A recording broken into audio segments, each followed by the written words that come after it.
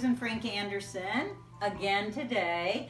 We've been talking about love in our videos here, and last time I say we because I actually had someone ask a good question. So today I am going to continue with a couple of questions that I have. First, I wanted to just remind you, this work that I'm talking about, or this way of self-development, it's more than self-development. I mean, people write lots of books about self-development, and they talk about how you can improve, your life with lots of self-improvement programs. And there are a lot of really, really good ones. What I've written in my book, Murture, is a dynamic system that is self-development. It's about integrating yourself and becoming a better whole self. But it is more than that. Because I write so much about love and the whole idea of love, as I film this, tomorrow will be Valentine's Day. So whenever you look at it, I don't know, but I would wish that every day were Valentine's Day, that people thought about love. They thought about loving relationships. That does not happen. Mostly because most people are living under a trance of some sort. They've got anxiety, they've got depression, they've got all kinds of dis-ease within themselves. So this work is much more transformational. In other words, you will get a change in your life that will be, long lasting forever. Hopefully you'll keep it.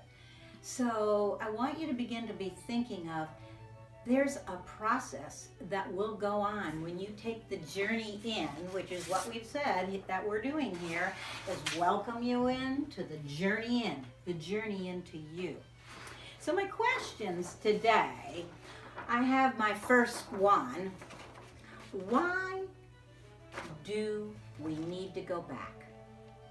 Remember in the last video, if you watched it, and I hope you did, the question was, well, what about going back? Is that what we're doing? Going back to get our purity, our innocence? Yes, exactly that. Today I'm going to expand on that a little bit because when I left last time in the video, I was talking about some of the ideas about, the past and negative influences. So today, as I talk about why you want to go back, so that you could find your inner child and have some inner healing that goes on. So I wrote on here, the past, so you can remember what was lost from your child, from the way you were, so you can reclaim those parts, and so that you can recover to learn from them. Now, it's not to go back and find fault with how you were raised or what you didn't get or all these problems with, woe is me because whoever treated me poorly as a child. That happened to everybody pretty much. But most people, because of the trance or whatever that they're living under, they're kind of a hypnosis. They either pretend, remember the masks I talked about, that people mask themselves and they wear different ways of being and they pretend everything's okay, or they pretend everything is awful. So that human conditioning has over and over reinforced all of these negative opinions and the need to hide. We're journeying inside to find what is hiding inside that's all good and wonderful. That's what we're doing. There will be some not so good, but those are just memories. They're not happening now, but they do impact now. That's why I go back. There's a lesson to be learned from them, not to find fault, but to reset your fault settings. They're like default on the computer. They automatically go there and they find inner fault. Inner accusing voices, unloving. Inner attacking voices, unloving. And they really keep us in some kind of a anxious state of being, or a depressed state. I mean, that's what I deal with all the time. As a therapist, I am constantly working on people's anxiety. So they're up here in their high state of, obsessing all about everything, and their life is this, and what am I going to do? And this nervous energy, and he's not loving me, and she's, you won't believe. So it's this constant, dynamically swirl of stuff in their head. That's from the past. That's energy. That's cellular memories that our body stores in the subconscious. So basically, the reason to go back is to help with your anxiety, because if you're not feeling all anxious and high, you might be depressed. These are the people that are down and woe is me and very negative. Their energy is low. The soul carries root wounds. And what happens when those are triggered, people become reactive and they reenact out all the things of the past. They don't know they're doing this because they don't know what they don't know. I didn't know it. I used to do that too. So that's what anger and all of this is energy, if somebody is a rageaholic, or if they're mildly angry, but they pretend they're not. That's called passive aggressive. They're still angry. They might be sarcastic or snarky, comes out sideways. So there's no way to get rid of this apart from going back, cleaning and clearing the dump. It's kind of like, snaking a drain, getting all the hair out and all the stuff if the water won't, flow down and drain out. That's what you're doing inside, emotionally, psychologically. You are removing the fears and the guilt and all the obsessions of the past.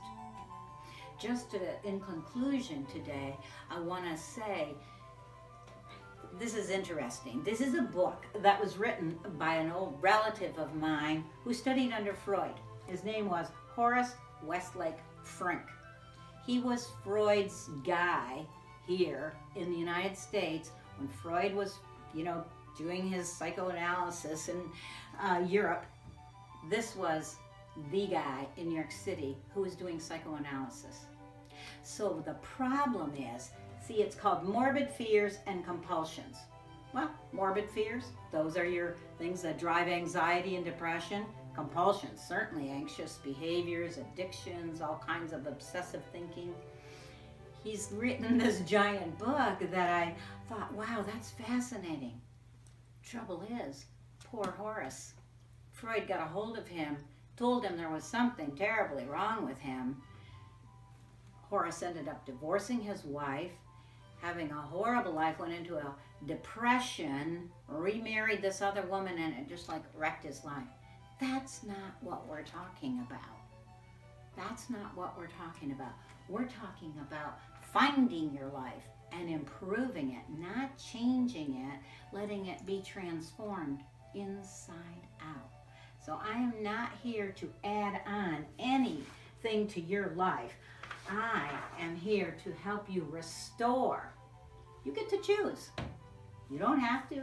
You can live dying under the influence of fear, obligation, guilt, the old fogs that live automatic negative thoughts. You can choose that. I do sound a little biased though, don't I?